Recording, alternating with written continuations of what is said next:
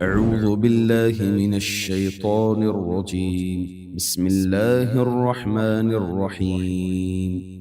لقد كان لكم في رسول الله أسوة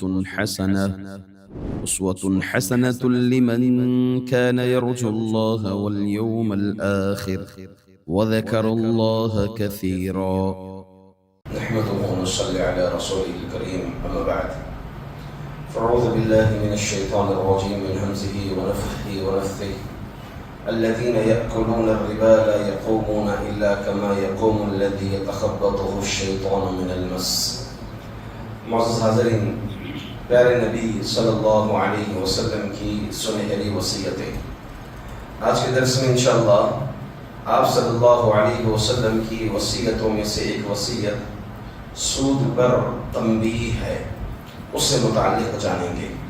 یقیناً یہ اللہ کے رسول صلی اللہ علیہ وسلم کی آخری وصیتوں میں سے ایک وصیت ہے، جس کی دلیل یہ ہے امام مسلم رحمۃ اللہ علیہ نے حجۃ الوداع کے بیان میں حضرت جابر بن عبداللہ رضی اللہ عنہ سے ایک طویل حدیث نقل فرمائی ہے، اور اس میں ہے کہ آپ نے عرفے کے دن نمرہ کے مقام پر، یعنی مسجد نمرہ کے پاس آپ صلی اللہ علیہ وسلم کے خطبے کا ذکر کیا، جس میں اللہ کے رسول صلی اللہ علیہ وسلم نے یہ بات فرمائی اور زمانے جاہلیت کے سارے سودی مطالبات جو کسی کے ذمے باقی ہیں سب ختم اور میرے پاؤں تلے ہوں گے۔ یعنی جتنے بھی سودی معاملات زمانے جاہلیت میں لیے گئے ہیں یا دیے گئے ہیں، یہ مطالبات اب اس کے بعد کوئی بھی طلب نہیں کرے گا، سب کے سب ختم اور میرے پاؤں تلے ہوں گے۔ اور اس بات میں سب سے پہلے میں اپنے خاندان کے سودی مطالبات میں سے اپنے چچا عباس بن عبد المطلب رضی اللہ عنہ کے سودی مطالبات کے ختم اور سخت ہونے کا اعلان کرتا ہوں۔ یہ طویل حدیث ہے جس میں آپ صلی اللہ علیہ وسلم کا حجۃ الوداع کے موقع پر خطبہ مشہور اور معروف ہے، جس میں اللہ کے رسول صلی اللہ علیہ وسلم نے سود کو سرے سے ختم کر دیا تھا۔ آپ جانتے ہیں کہ مدینہ منورہ کے حالات جو تھے وہ حالات اس طرح سے کہ یہودیوں کے بھی 3 قبیلے وہاں پر رہا کرتے تھے، بنو قینقاع وغیرہ سب۔ تو یہودیوں کا اکثر معاملہ سودی لین دین تھا کہ مدینے میں جو 2 گروہ مسلمانوں کے تھے، مشرکین سے کنورٹ ہو کر کے جو مسلمان ہوئے تھے، وہ 2 گروہ میں سے کئی قبیلے جو ہے یہودیوں سے بھی سودی مطالبات کیے تھے، اور یہ سلسلہ عام تھا، حتیٰ کہ مکہ المکرمہ میں بھی یہ سلسلہ عام تھا۔ جب کسی انسان کو قرض دینا ہوتا تھا تو وہ قرض کے بدلے قرض دے کر منافع یا نفع جو ہے مطلوب رکھتا تھا، ملحوظ رکھتا تھا۔ شریعت مطہرہ کی آپ دوسری تعلیمات دیکھیے، قرض کے سلسلے میں کتنی پیاری پیاری تعلیمات ہیں۔ شریعت کی تعلیمات یہ ہیں کہ قرض دینا چاہیے، ایک مجبور انسان ہے، مجبور آدمی ہے تو اس کو قرض دینا چاہیے، اس کی فضیلتیں بے شمار بیان کی گئی ہیں۔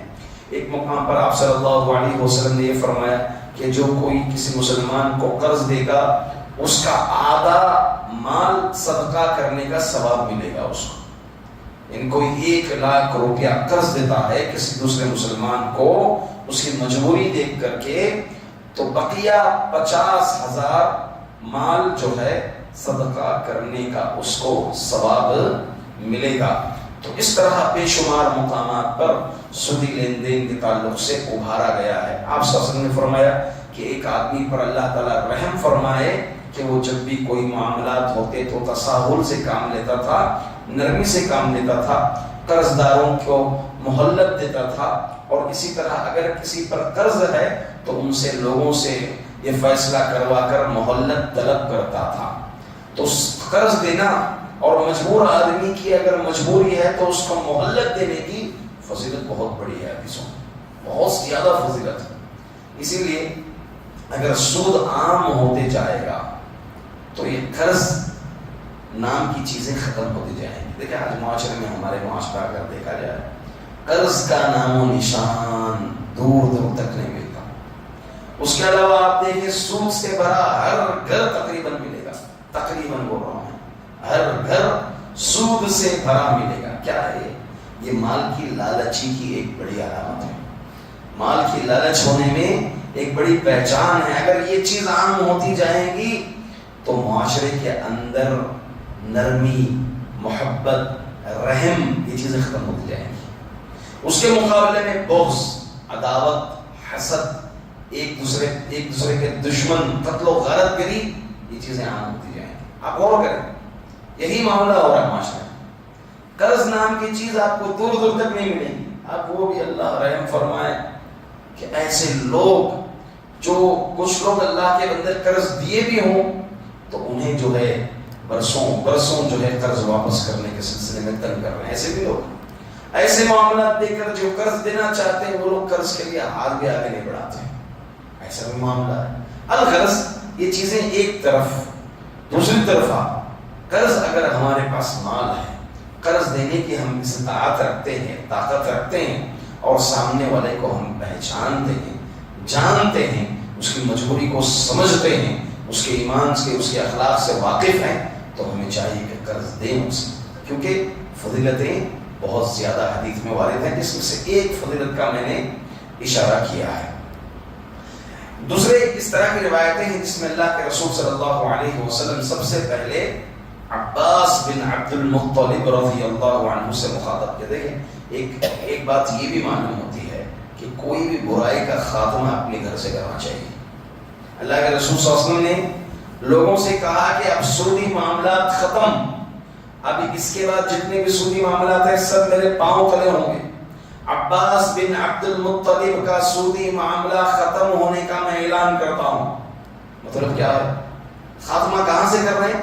عباس آپ کے چچا ہیں، اپنے خاندان سے، اپنے گھر سے آپ صلی اللہ علیہ وسلم برائی کا خاتمہ کر رہے ہیں. تو اس طرح سے ایک مسلمان کو چاہیے، ایک داعی کو چاہیے کہ اگر کسی برائی کا خاتمہ کر رہے ہیں تو اب وہ اپنے گھر سے، اپنے خاندان سے اس معاملے کو، اس برائی کو ختم کرنا چاہیے.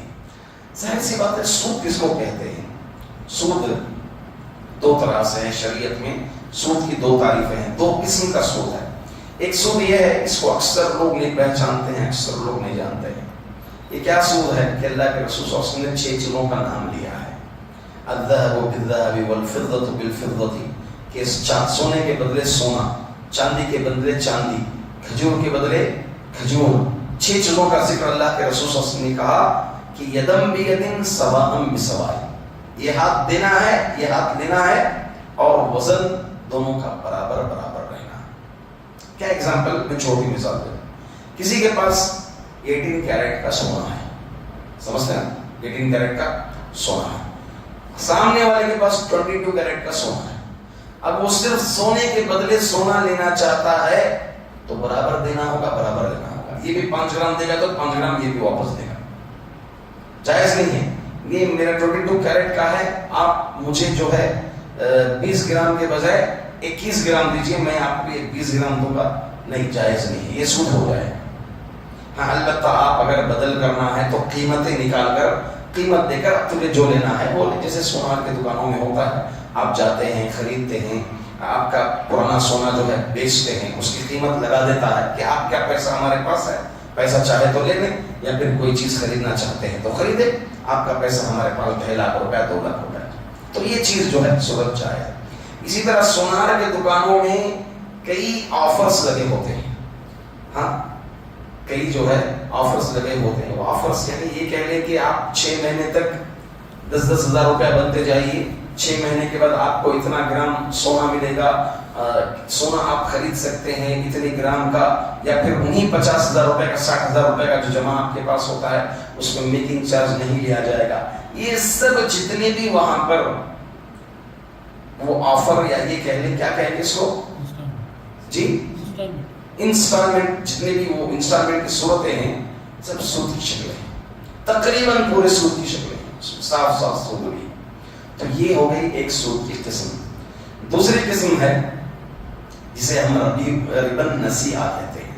یعنی ایک آدمی آپ کے پاس ایک رقم لیتا ہے 1 لاکھ روپیہ.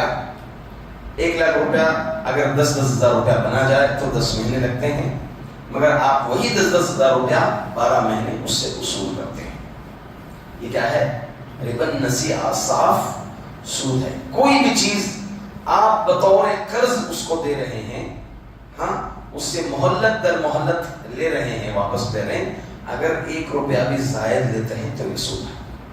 اس کی مختصر تعریف یہ ہے، کل قرض جر نفع فهو ربا، ہر وہ قرض جو نفع کا فائدہ دیتا ہے وہ سود ہے۔ پیسہ پیسہ ہے، آپ کو 5 سال پہلے دیا ہو یا 10 سال پہلے دیا ہو، قرض جب آپ واپس لیں گے تو آپ اتنا ہی لیں گے، پیسہ اتنا ہی قرض اس کے پاس سے واپس لیں گے۔ آپ یہ کہیں گے کہ مجھے اتنے دن ستایا، اتنے دن تکلیف دیا، مجھے کچھ زیادہ پیسہ دے دے، ہرگز قطعاً جائز نہیں ہے۔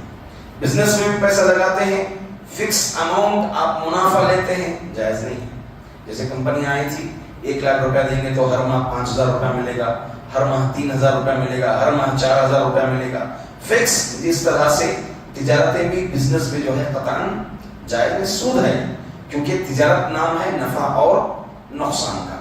الغرض سود کا حکم کیا ہے؟ اگر آپ قرآن کریم کا مطالعہ کریں گے، شرک کے بعد سب سے زیادہ وعیدیں خطرناکی سود کے سلسلے میں آئی ہے۔ سود کے سلسلے میں سب سے زیادہ خطرناک آئی ہے، بلکہ سود کو اللہ تعالیٰ ہر زمانے میں ہر مذہب میں حرام کیا ہے۔ اللہ تعالیٰ قرآن نے فرمایا فَبِظُلْمٍ مِّنَ الَّذِينَ هَادُوا حَرَّمْنَا عَلَيْهِمْ طَيِّبَاتٍ أُحِلَّتْ لَهُمْ وَبِصَدِّهِمْ عَنْ سَبِيلِ اللَّهِ كَثِيرًا وَأَخْذِهِمُ الرِّبَا، یعنی سود کا یہودیوں میں لینا ہم نے ان کے لیے حرام کر دیا تھا۔ اللہ نے ان پر بھی، یہودیوں پر بھی حرام کیا تھا، مگر یہودیوں میں یہ چیزیں عام ہوتی گئیں۔ اب اس کے علاوہ زمانے جاہلیت میں بھی کچھ قوانین ایسے تھے جو سود کے سلسلے میں سخت قوانین تھے، جیسے جرمن وغیرہ، مصر میں فرعون کے معاملات میں، فرعونی جو خاندانی حکومتیں کی ہیں، 622 عیسوی کی بات بول رہا ہوں میں آپ کو، زمانے جاہلیت کی بات، آپ صلی اللہ علیہ وسلم سے پہلے کی بات، ان سب زمانوں میں جو ہے سود کو باقاعدہ طور پر حرام کیا گیا تھا۔ سود لینے والا، ایک سب سے بڑی بات یہ ہے کہ کیا صرف سود کھانا ہی حرام ہے؟ نہیں، سود لینا بھی حرام ہے، سود دینا بھی حرام ہے، اور سودی کام کاج جو کرتے ہیں، لکھنے والا، گواہ بننے والا، یہاں تک کہ علامہ البانی رحمۃ اللہ علیہ نے یہ بات کہی ہے کہ اگر کوئی سود کو دیکھ رہا ہے، لین دین چل رہا ہے، اور اسے دلی اعتبار سے اسے نفرت نہیں ہوتی ہے، تو وہ آدمی بھی اس پر شامل ہے، یعنی اس پر بھی اللہ تعالیٰ کی لعنت ہے۔ لعن اللہ وقال کلہم سوا، سب کے سب برابر ہیں، کھانے والا، کھلانے والا، سب برابر ہے۔ تو سود کھلانا بھی حرام ہے، سود کھانا بھی حرام ہے۔ تو سود کی شکلیں آج بہت زیادہ عام ہو گئی ہیں معاشرے میں۔ کوئی بھی چیز، ایک چھوٹا فون خریدنا ہو سود ہے، ایک چھوٹی فریج خریدنی ہو آپ کے لیے سود ہے، چھوٹی چھوٹی چیزیں 1,000 کے اوپر آپ چیزیں خریدتے ہیں تو آپ کے لیے سود ہیں، بس اس کا نام بدل کر کے دیا جا رہا ہے۔ تو سود کی خطرناکی اتنی زیادہ ہے، ایک حدیث میں یہ کہہ دوں کہ اللہ کے رسول صلی اللہ علیہ وسلم نے فرمایا کہ سود کے جو درجات ہیں اس میں سب سے کم درجہ والدہ کے ساتھ، ماں کے ساتھ بدکاری کرنے کا، ماں کے ساتھ بدکاری کرنے کا سب سے کم درجہ ہے۔ اللہ اکبر۔ اور جو آدمی سود کھاتا ہے، سود لیتا ہے، وہ دنیا میں بھی غارت ہو کے رہے گا، عالم برزخ میں بھی غارت ہو کے رہے گا، اور کل قیامت کے دن بھی غارت رہے گا، نقصان میں رہے گا۔ دنیا میں اللہ کے رسول صلی اللہ علیہ وسلم نے فرمایا جس میں آخر کان عاقبۃ امرہ الا، کہ اس کا آخری معاملہ تنگی میں جائے، گرچہ اس کے پاس پیسہ آتا ہوگا، مگر اللہ تعالیٰ ایسی ایسی مجبوریاں، پریشانیاں، کسی نہ کسی طرح سے، صحت کے اعتبار سے یا پھر اولاد کی تکلیف کے اعتبار سے، کسی نہ کسی لحاظ سے اللہ تعالیٰ اس کو مجبور کرے گا۔ اور ہم اپنے آنکھوں سے ایسے سودی کاروباروں کو دیکھا ہے کہ وہ مجبوری میں، مشقتوں میں، بہت بڑے مالدار ہیں، بہت زیادہ پیسہ آنا جانا ہے، مگر جو ہے وہ دلی سکون، وہ دلی اطمینان ان میں نہیں ہے، بڑی پریشانیوں میں مبتلا رہتے ہیں، جنہیں اللہ تعالیٰ رب العزت دنیا ہی میں طرح طرح کے عذاب میں ملوث کر رکھا ہے۔ اس کے علاوہ عالم برزخ میں مرنے کے بعد بھی وہ حدیث جو اللہ کے رسول صلی اللہ علیہ وسلم نے خواب میں جہنم کی زیارت کی کہ اس میں سے ایک آدمی خون کی ندی میں اپنے آپ کا بچاؤ کرتے ہوئے وہ کنارے آتا ہے، اور ایک فرشتہ بڑا چٹان لے کر کھڑے ہوتا ہے، اس کے سر پر مارتا ہے، پھر سر کچھ رہ جاتا ہے، وہ پھر جو ہے خون کی ندی میں جو ہے ڈوب جاتا ہے، ہوتے مارتا ہے ہوتے مارتا ہے، اس طرح لمبا عذاب اس کو ہوتے رہتا ہے۔ اللہ کے رسول صلی اللہ علیہ وسلم نے پوچھا کہ جبریل یہ کون ہے؟ تو جبریل نے کہا کہ یہ وہ لوگ ہیں جو دنیا میں لوگوں کا خون چوستے ہیں، جو دنیا میں لوگوں کا خون چوستے ہیں۔ ظاہر سی بات ہے، سودی کاروبار محنت کسی اور کی ہوتی ہے، مشقت کسی اور کی ہوتی ہے، اور پیسہ کوئی اور کھاتا ہے۔ سود کو تجارت کا نام دے کر یا نام بدلا کر سود کو عام کیا جا رہا ہے، اور یہ کوئی نیا معاملہ نہیں ہے، بلکہ یہودیوں کا بھی معاملہ یہی تھا۔ وہ کہتے تھے کہ سود تجارت کی طرح ہے، سود تجارت کی طرح ہے۔ اللہ نے کہا یمحق اللہ الربا ویربی الصدقات، سود جو ہے گھٹتا ہے، تجارت بڑھتی ہے، سود گھٹتا ہے، تجارت بڑھتی ہے۔ قرآن کریم میں تقریباً کئی مقامات پر سود کے تعلق سے وعیدیں آئی ہوئی ہیں۔ تقریباً 7 آیتوں میں قرآن کریم میں سود پر تنبیہ کی گئی ہے۔ جہاں 7 آیتوں میں تنبیہ کی گئی ہے، اس سے پہلے 14 آیتوں میں صدقہ کرنے کی ترغیب دی گئی ہے، صدقہ کرنے کی ترغیب دی گئی ہے کہ سود سے یمحق اللہ الربا، سود سے جو ہے مال کم ہوتا ہے، کھا جاتا ہے، ویربی الصدقات، صدقات سے کیا ہوتا ہے، مال بڑھ جاتا ہے۔ الغرض اس کے بے شمار نقصانات ہیں، انہی نقصانات میں سے ایک نقصان میں نے آپ کے سامنے یہ رکھا کہ ظاہر سی بات ہے معاشرے کے اندر سود جب عام ہوگا تو معاشرے میں کیا ہوگی، تباہی، معاندت، دشمنی، اور اسی طرح سے حسد، جلن، بغض، چوری، یہ سب چیزیں عام ہوتی جائیں گی۔ آدمی قتل، مر جائے گا، مر جائے گا آدمی سود ادا کرنے پر جب قاصر ہو جائے گا۔ دیکھتے ہیں اخبار میں، دیکھتے ہیں کئی کسان جو ہے سود کی وجہ سے مر گئے، اور کئی مرد احباب، ایسی کتنی بیوہ عورتیں ہیں، شوہر مر گیا، خودکشی کر لیا، وجہ کیا ہے، سودی قرض میں ڈوب گیا تھا، اتنا ڈوب گیا تھا کہ شوہر وفات پا گیا، اور بیوی اپنے بچوں کی خاطر، بچوں کو پالنے کی خاطر اپنا جسم بیچ رہی ہے، جسم بیچ کر کے وہ سودی جتنا بھی قرض تھا اس قرض کو ادا کر رہی ہے۔ اور یہ باقاعدہ طور پر معائنہ کیے ہوئے اور دیکھے گئے سامنے کے واقعات میں آپ کو بتا رہا ہوں۔ بہرحال اس پر بات بہت طویل ہوگی۔ اللہ کے رسول صلی اللہ علیہ وسلم کی وصیتوں میں سے ایک آخری وصیت سود پر تنبیہ ہے، سود سے بچنا چاہیے، اور تجارت، صدقہ، اس کو عام کرنا چاہیے، قرض کو بھی معاشرے کے اندر عام کرنا چاہیے۔ اللہ تعالیٰ سے دعا ہے کہ اللہ تعالیٰ ہم تمام کو سودی کاروبار، سودی لین دین، سود کھانے کھلانے سے اللہ تعالیٰ ہم تمام کو محفوظ فرمائے۔ آمین۔ اقول قولی ھذا استغفر اللہ لی ولکم ولسائر المسلمین من کل ذنب فاستغفروہ انہ هو الغفور الرحیم۔